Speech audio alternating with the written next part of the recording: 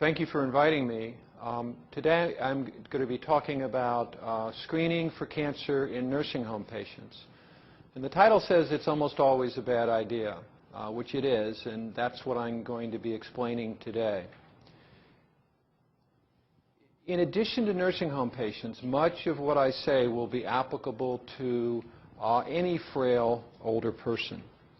This is going to be a new idea, I think, for some of you, because what I'm going to be talking about is too much medicine can be harmful. And really my favorite example is screening for cancer in nursing home patients. Too much medicine can be bad for you. This is not the way we normally talk. We certainly don't talk this way about screening for cancer in nursing home patients. We talk about cancer screening. Everyone should get a mammogram. Everyone needs to get colonoscopy. We're always talking about how not enough people are getting screened. And yet what I'm going to be talking about is too many people sometimes getting screened. So about a year ago, it could have been 2 years ago, there was a big controversy in this country when the U.S. Task Force on Preventive Medicine came out with a series of recommendations, which I'll review in a little while. But one of them was, golly, maybe we're doing too many mammograms. Not in nursing home patients, but in all women. And so they changed their recommendation from that everyone over 40 ought to get a mammogram every year. And they changed that to women age 40 to 50 should talk to their doctors about whether it was a good idea to get a mammogram. And then women over 50 should get one, but every 2 years. And there was a huge controversy, a lot of it framed in the context of this is rationing, that they're somehow depriving people of what they need. And what I'm going to try to convince you of today is that had nothing to do with it. This is not an economic issue. This is a medical issue or a human issue about what's best for the person. And so all of these recommendations in terms of not doing as much screening is because with less screening, overall it results in better health for the population. So what is cancer screening? Just so we're all clear on what we're talking about. Cancer screening is when you do a test to detect cancer in someone who has no symptoms. So if you have a patient who's got a lump in their breast, or you have a lump in your breast, and you get a mammogram, that's not screening. Or if you have problems with your bowel movements or whatever, and you get a colonoscopy, that's not screening. So nothing I say today will have anything to do with what we call diagnostic tests, which is tests driven by someone with a problem. This is all tests that you do on a perfectly healthy population to look for a problem. So why do we screen? Well, we screen because with cancer, it's true typically that the earlier you diagnose it, the smaller the cancer is when you diagnose it, the easier it is to treat. And so typically with tests that detect cancer like mammography or colonoscopy, you'll detect it long before it becomes big enough to cause a problem. And so you're picking up these cancers when they're much easier to treat and much more easily curable. So screening can't hurt, can it? And I think that's the dominant attitude that many of us have had for a long time, which is, well, why not get it? It's not going to hurt. I mean, it may not help, but at least it won't hurt. And as I will be laying out my argument is no, it actually hurts. And so the reason to do it is because it can be harmful. The reason not to do it in certain populations is it causes more harm than good. So let's go through the potential benefits and harms of cancer screening. So one benefit, obviously, is the one we talked about, which is you find it earlier when it's more easily treatable. In addition, some cancer screens are not only screens, they actually result in lowering your chance of ever getting the cancer. So, for example, cervical cancer was the #1 cause of cancer deaths in women and the #1 female cancer in women in the 1930s. But then when the pap smear came in, it went down to very, very low. And so what a pap smear does is it not only detects early cancer, that's actually a failure of the pap smear. The pap smear detects abnormalities long before they become cancer. And so a pap smear actually prevents cancer because the doctor can treat it before it ever gets there. Similarly, colonoscopy, you're removing polyps before they become cancerous. And so the actual rate of cancer development decreases in a country when you do pap smears and colonoscopies. And both of those two things, one is getting it early and the other is actually preventing the cancer from happening to begin with, lower death rates from cancer. Now, with other cancer screens like PSA and mammograms, they don't actually prevent cancer, they just help you pick it up earlier. So what are the problems? Well, one problem I think probably everyone's aware of is a false positive test. False positive test leading to other problems. So if you ask a room full of women about their issues with mammography, you will probably hear stories about how they were called back and they had to get a biopsy and they went through maybe 3 or 4 weeks of hell worrying about whether they had cancer before it was finally determined that no, they didn't. So we've known about that. And then there are complications from the cancer screen. For most tests, the complications are not great. For a mammogram, it's uncomfortable. For a PSA test, it's just a blood draw. For a cervical pap smear, it's once again uncomfortable. But they're relatively minor complications. For a colonoscopy, it's actually very important complications. About 1 out of every 1,000 screening colonoscopies in older people, in people over 65, results in a hospitalization.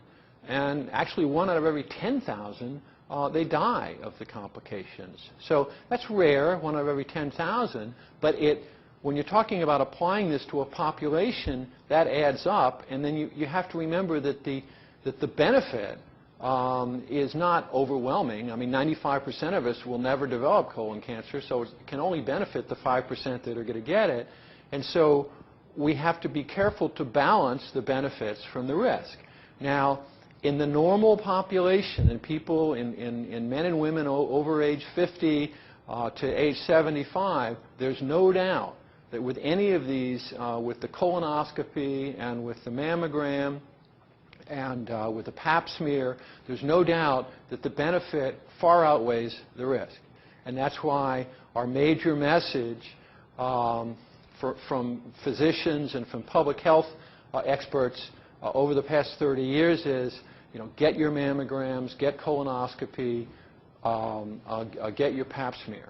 But for certain populations, including the frail elderly and those in nursing homes, that's when we get into a situation where the risk starts outweighing the benefit.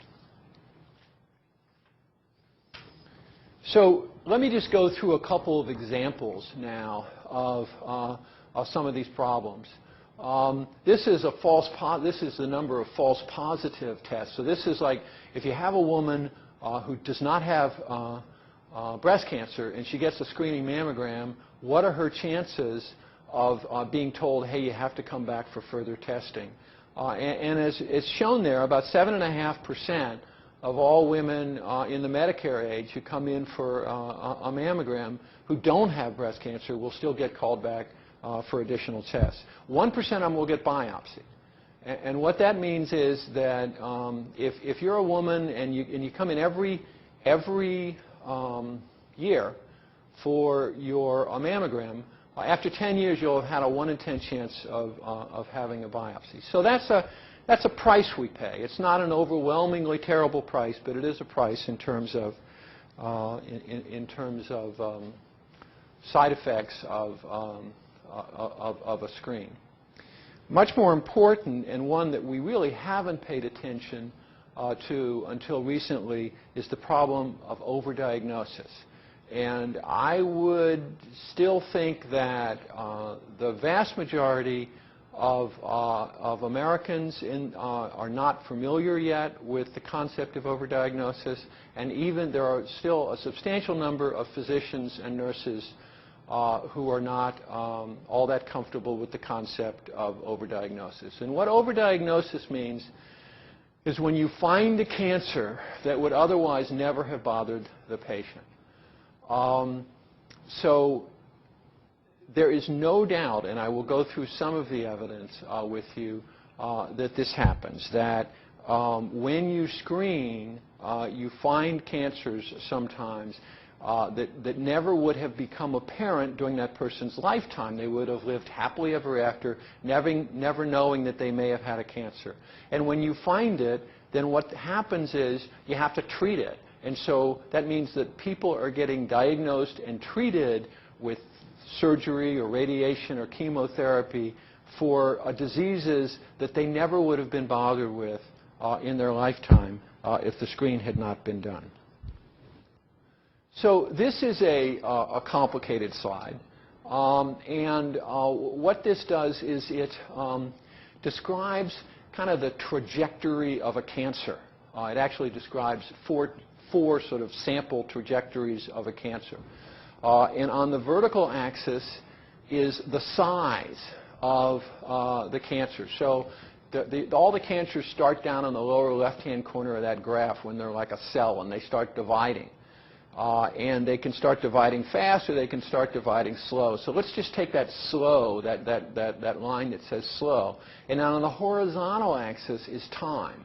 So over time, the cancer divides and grows and grows and grows over time, and it gets bigger and bigger and bigger. And then finally it gets to a point, which is this dotted line that says size at which the cancer causes symptoms. So this is, you know, if this is a colon cancer, maybe this is when people start having blood in their bowel movements. If it's a breast lump, it's when a woman feels the breast lump. If it's a prostate cancer, maybe it's when the man has trouble urinating. But it causes symptoms, and then they go to the doctor to get it treated. So the goal of screening then is to pick up that cancer before it causes symptoms. Because at some point it gets to that top line, unfortunately, where the cancer kills the patient. But as I say, there are sort of four trajectories. We have one called fast and slow and very slow and non-progressive. And so it really depends on the cancer whether screening helps. So for example, if you're on the fast trajectory, what that means is the cancer is growing very, very fast, and it goes from barely there to causing symptoms to killing you in a very short period of time, which is an unpleasant concept, but it happens in medicine. Many lung cancers are like that, and that's why we've had the devil of a time developing any effective screening test for lung cancer. Even in high-risk populations like cigarette smokers, it's very hard to come up with a test that works very well, because by the time people are in that state between when the cancer first starts and when it causes symptoms for a relatively short period of time, and so it's very hard then to catch it before it causes problems. And then there's the slow, and that's the ideal state. That's true for most breast cancers, and it's also true for colon cancers. And so there's a pretty long time there during which that cancer is growing, when it hasn't caused symptoms yet, when maybe a screen can pick it up and we can treat it before it's symptomatic, and presumably we can come up with a treatment that's more effective because it's smaller.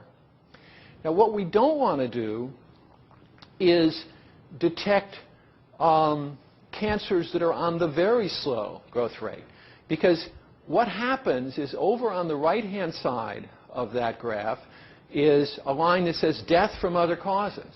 So that means you're 62 and you get diagnosed with something. Or let's say you don't. You develop a cancer.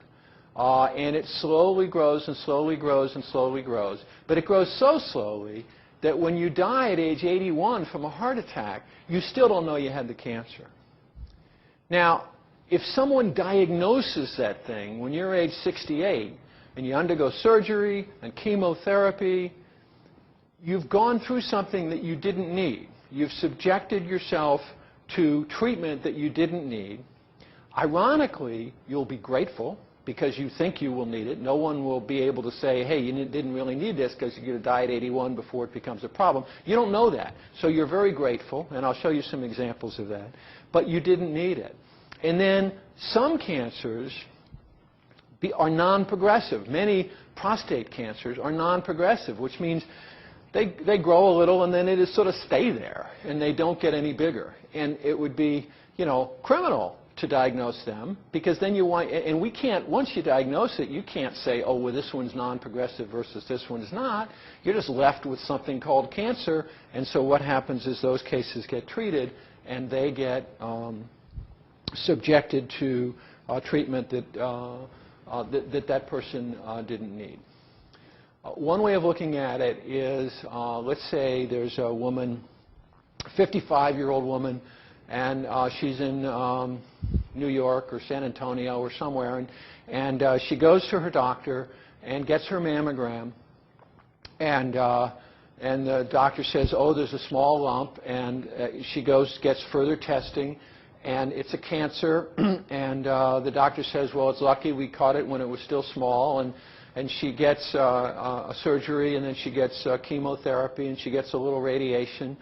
And she goes through hell for 4 or 5 months. She has a rough time, as you might imagine. I'm sure some of you who are listening have been through a similar situation. You know it's a tough time. But on the other hand, she feels very good about it because they caught it in time. And then about a year later, she's back to normal. Her hair's grown back. She's back at her job, and everything's feeling fine. And she's walking along the street, and suddenly she's attacked by this lion and eaten. Now, maybe it wasn't New York. Maybe it was some other place. Or maybe the lion escaped from the zoo. But the point is that sometimes stuff like that happens, okay? She gets run over by a bus. She gets squashed by a giant rhinoceros. She has a aneurysm in her brain break. Now, I'm saying things to really bring any audience I have down into Great Depression by talking about all this stuff. But this happens to people. Now, so what's important to understand is that woman would have been better off had she never gotten a mammogram. Even though everyone followed the rules, even though they treated her cancer and cured it, she would have been better off because a year later she still would never have known that she had cancer and she would have died of another cause. Now, obviously we can't predict that, and that's why we recommend that women over age 50 get mammograms. But the point is the older we get, the more lions there are out there.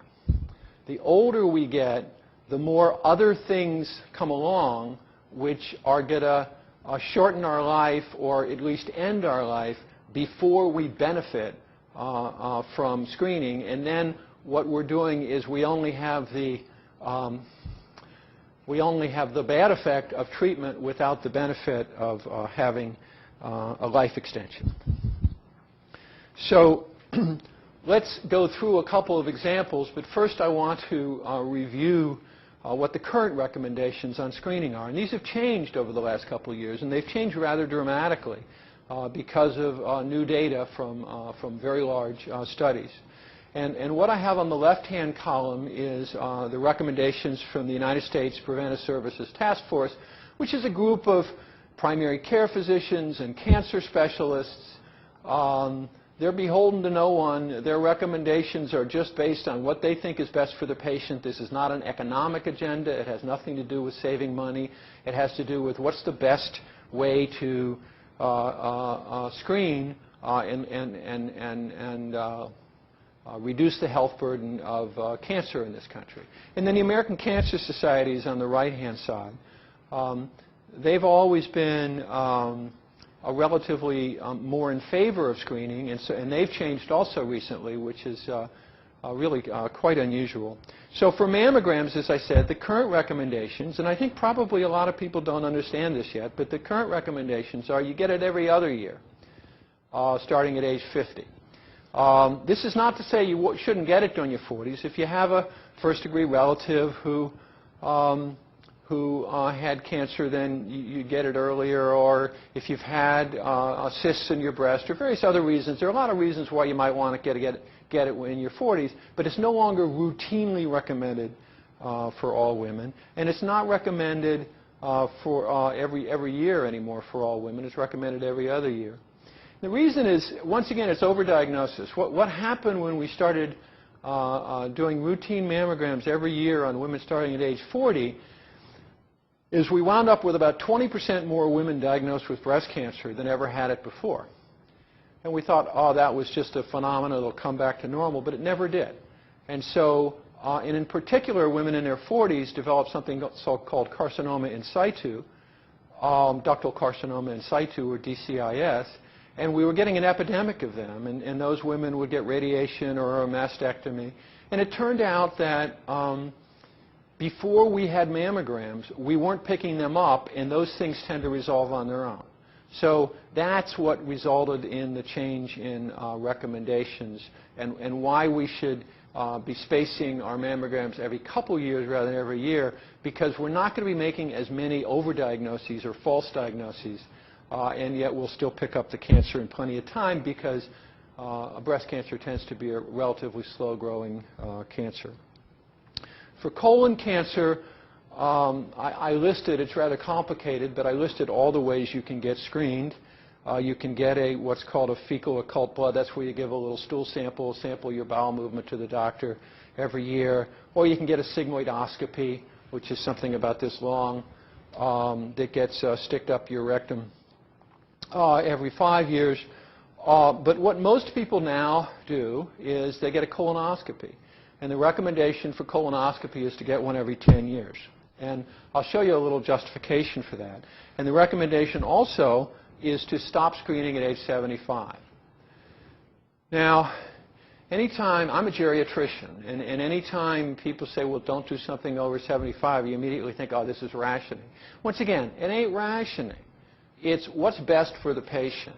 That as we look at life expectancy of people over 75, and we look at the potential benefits of a colonoscopy, and we look at the natural history of colon cancer, in other words, how slowly they grow, then those side effects of colonoscopy that I talked about earlier, the hospitalizations and the very infrequent deaths, even though they're rare, become of a weight which is heavier than any potential benefit of colonoscopy.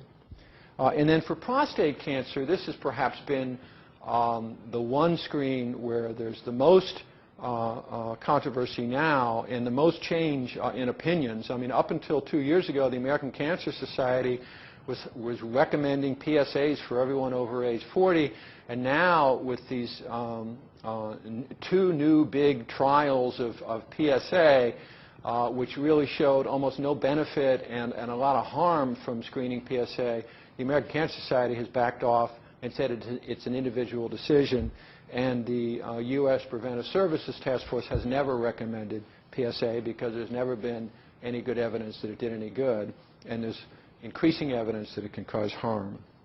So what are the problems with the PSA screening? Well, on the one hand, it's incredibly widespread. I'll show you a little data from Texas on that. And the American public has bought into it. PSA is more prevalent now than getting a mammogram. The problem is that why do you get a screen? Well, to pick it up early, to pick up cancer in early stage, because the earlier the stage, the more likely that the treatment will be effective. Well, it turns out for PSA, it doesn't matter as much. In other words, like if you get diagnosed with a small breast cancer, that's a heck of a lot better than getting diagnosed with a breast cancer that's already spread to your lymph node in terms of how much treatment you need and your chances of survival. But with prostate cancer, stage 1, 2, and 3, sort of the first 3 or 4 stages, all people survive about the same. And then, as I said, we've had 2 large randomized trials that showed very little benefit and a lot of overdiagnosis. In terms of overdiagnosis, the number of men in this country who now go around with a diagnosis of prostate cancer is twice as much as we had before the PSA.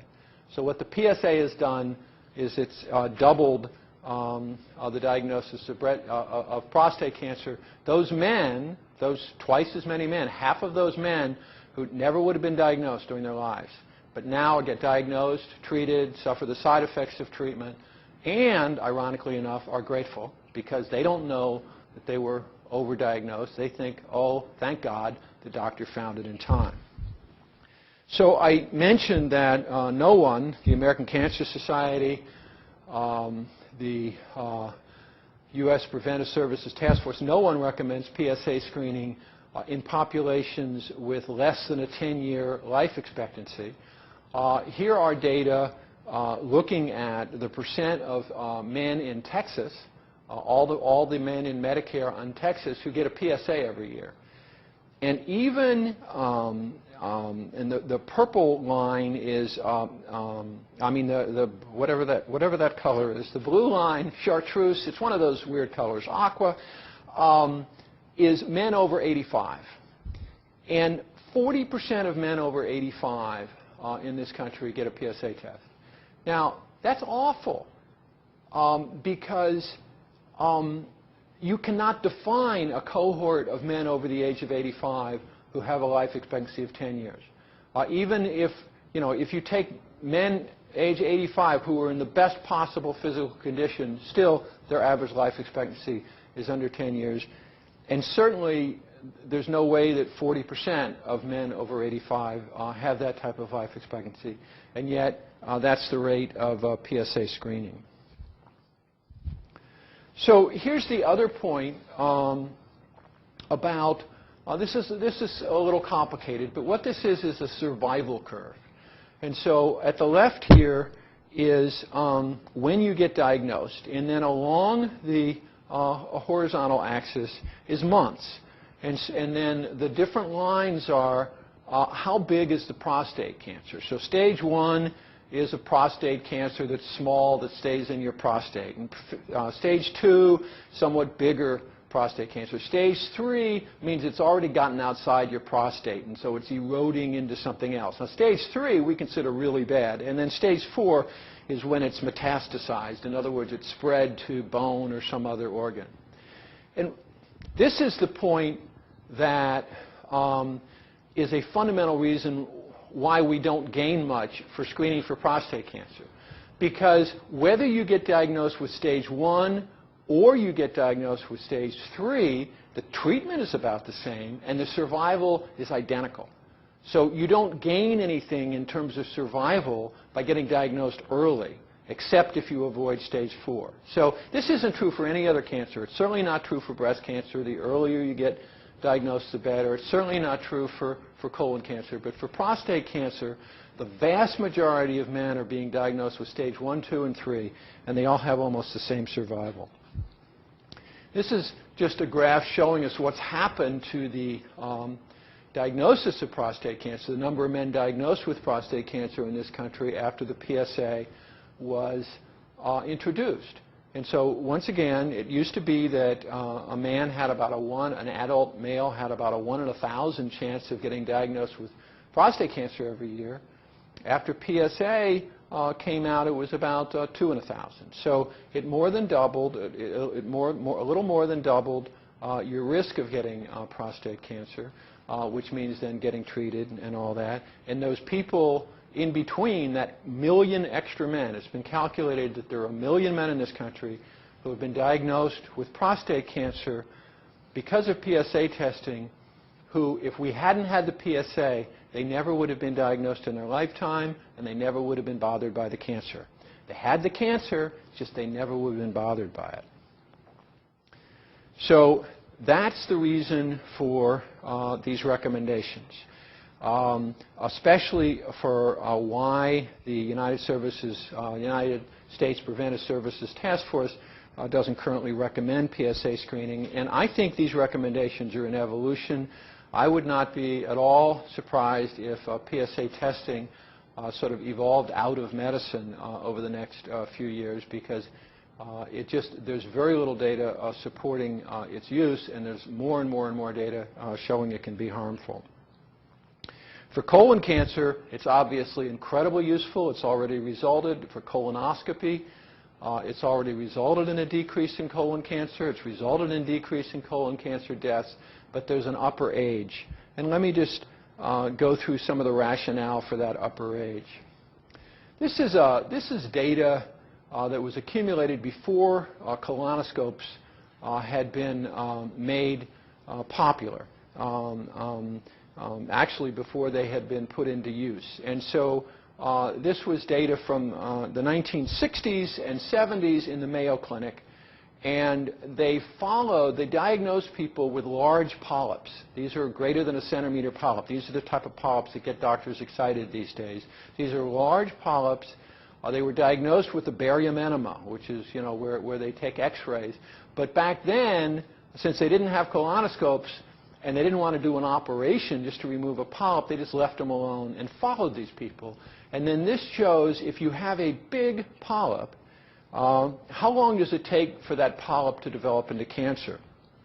And so by 10 years afterwards, fewer than 10% of the people with these big polyps develop cancer. Now, the reasoning is then, if it takes 10 years for like 8% of people to develop cancer with a large polyp, then if you get a colonoscopy and you're clean and you don't have any polyps, then having a 10-year span is more than enough. It gives you plenty of leeway in terms of picking up something new. And so that was the justification for why colonoscopies are recommended every 10 years. The reason I'm emphasizing this is we did a study a few months ago that showed that about half of people who have normal colonoscopies, totally clean colonoscopies, half of those people are coming back in less than 7 years to get a repeat colonoscopy. So they're subjecting themselves to the harms of colonoscopy, but they're not getting any additional benefit than if they had waited for 10 years. So let's get to nursing homes, since that's what this talk is supposed to be about. And the fundamental argument against cancer screening in the nursing home is that older patients in a nursing home will not live long enough to benefit from cancer screening tests.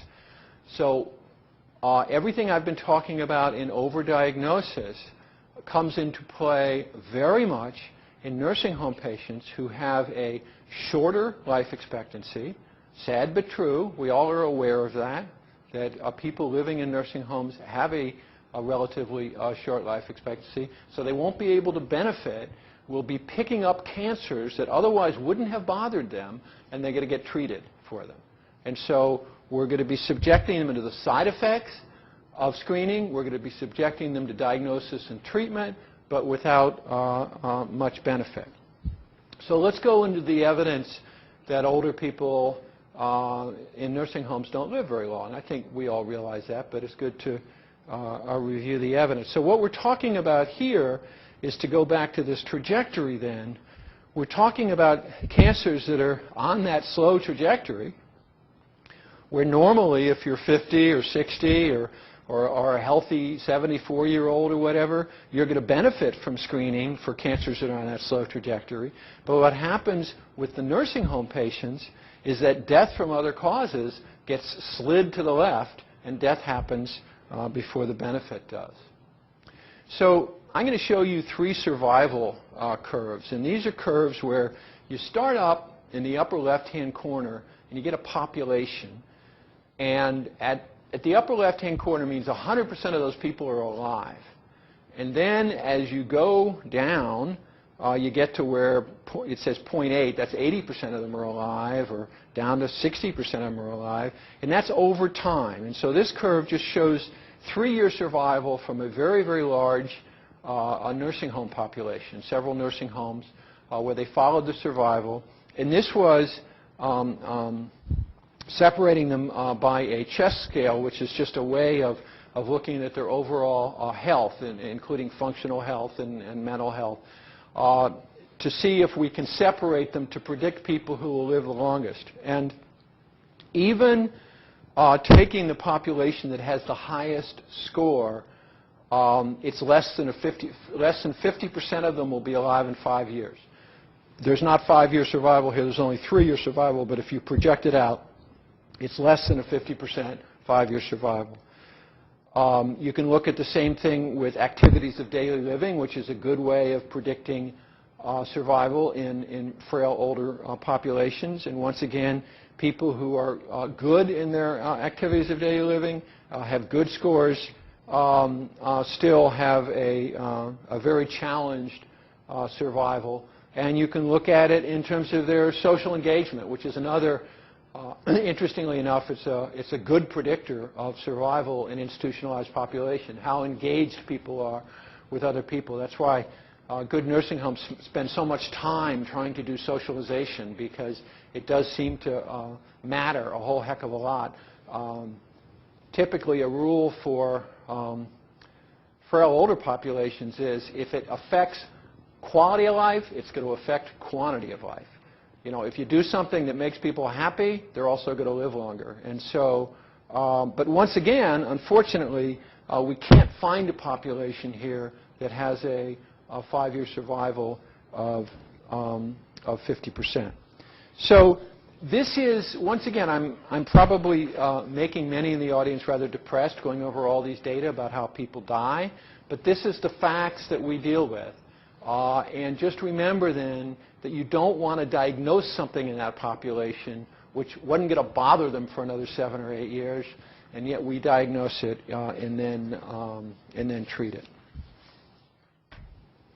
So one other issue that I'd like to bring up about cancer screening in nursing home patients. And by the way, the reason I'm doing this is there's plenty of cancer screening going on in nursing home patients. I mean, if this were not a problem, I wouldn't be talking about it. But we have data to show that a lot of women, a lot of very frail women in nursing homes are getting mammograms. As a matter of fact, some people are publishing articles saying we're not doing enough cancer screening in nursing homes, and it's an underserved population. And so it is a problem. It may not be a problem in every institution. If it's not a problem in yours, that's great, but it is a problem.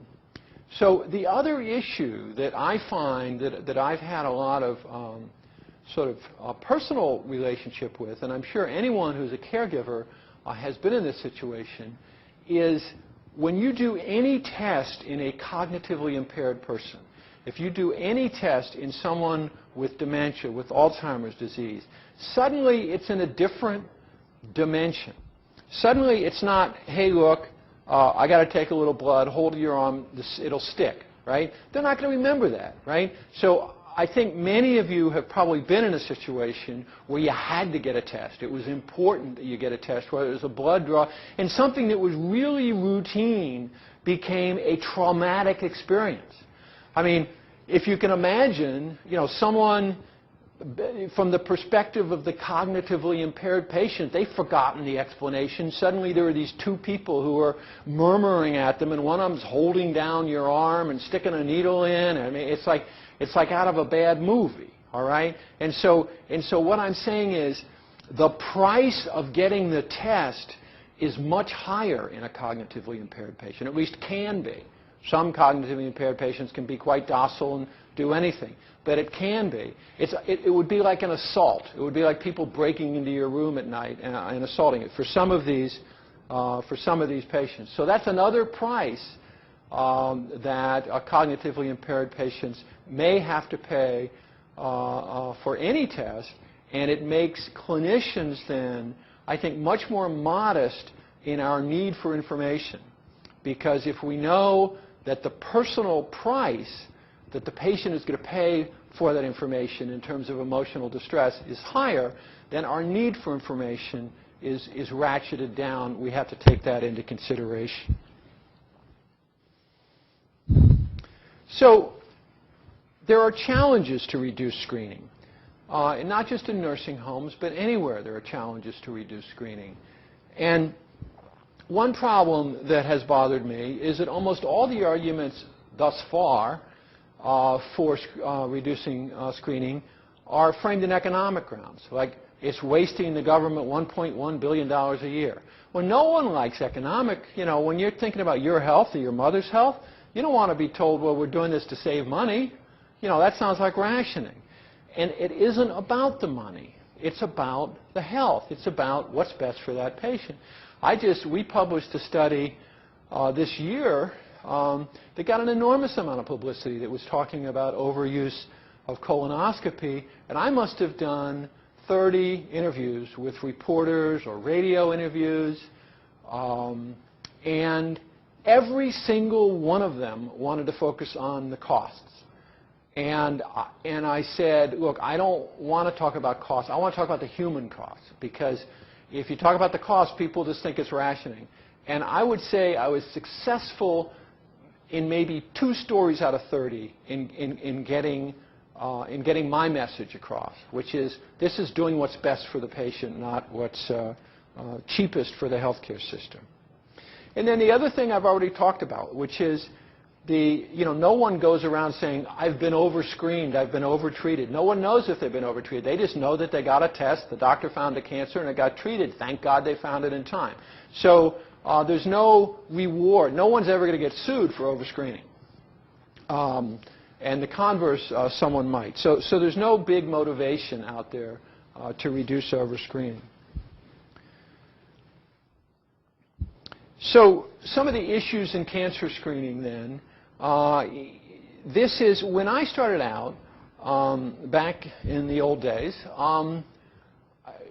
someone went to the doctor's office, I made a decision, and that's what happened. Of course, times have changed. So now everything is shared decision making. And in particular, when it comes to cancer screening, there's tremendous ownership of public ownership of issues about cancer screening.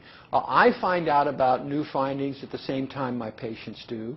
My patients respect my advice, but they also get input from their children. They get input from lots of different sources, and there are some strange attitudes out there. And I'll just show you one example of strange attitudes. This was a study that was published in JAMA, Journal of the American Journal of the American Medical Association, about almost 10 years ago now, that looked at, it was a telephone survey of men over 50, and it just asked them some true, false, yes, no questions, and this is just a few of them, but 75% of the men thought they should be getting a PSA test forever, even though in 2002 no one recommended that. No one. The American Urologic Society, American Cancer Society, no one recommended that men over 75 should get a PSA. And yet 75% of the men thought they'd get it forever. And then, to show how strongly they felt about it, they asked, well, if your physician said don't get a PSA, would you agree? And another 75% said no. I want my PSA. So that's the type of issues we're facing. If a question, do you feel that an 80-year-old man in average health who didn't get a PSA was irresponsible? Yeah, a third of them thought that would be irresponsible. Well, clearly that's wrong. There's no authority that would recommend a PSA test in an 80-year-old man. No authority in the United States of America who would recommend that test. And yet the public thinks that that's the right thing to do. So we face enormous burdens in terms of trying to reduce screening. So in terms of the lessons over the past 15 years of our experience, the U.S. experience with cancer screening, we know that we caused an epidemic of prostate cancer by introducing the PSA. We doubled the rate of it, which meant that 1 million more men were treated who otherwise never would have been. Mammography has been one of the great success stories of cancer screening. It's reduced deaths from breast cancer. It used to be about 27, 28% of women diagnosed with breast cancer would die of the disease. And with mammography and also with better treatment, it's down to 22%. So that's a fairly substantial reduction. So it's been a great success story. However, there has been a cost also, which is about 20% more women are diagnosed who otherwise would have never been diagnosed. during their lives. And so that's the price we pay. Everyone would agree that's worth it, that's an okay price to pay, but we certainly don't want to then overscreen. We don't want to do mammograms in people who could only be overdiagnosed and not benefit otherwise. And then screening colonoscopy every 10 years has a promise for having a major effect on colon cancer mortality in this country. It's already had an effect, but it's just beginning. I think the incidence of colon cancer, the rate of colon cancer will continue to decrease. Deaths from colon cancer will continue to decrease with appropriate colonoscopy screening. It's just that using a colonoscopy in very old populations or very sick populations or doing colonoscopy too frequently causes a lot more problems, and it has no benefit associated with it. So the inappropriate use of colonoscopy is problematic, and we have to correct it. So in conclusion, how do we reduce? I hope I've convinced you that there's really almost no one in a nursing home who should be getting cancer screening. They should be getting diagnostic tests if they have problems. If something hurts, you know, you might get a mammogram, or if they have belly pain, maybe you need a colonoscopy to figure out what's going on. But to go looking for a cancer in a nursing home patient really makes almost no sense. I'm sure that there are exceptions with people with very long life expectancies, but I've worked in and out of nursing homes for a long time, and I haven't seen those exceptions.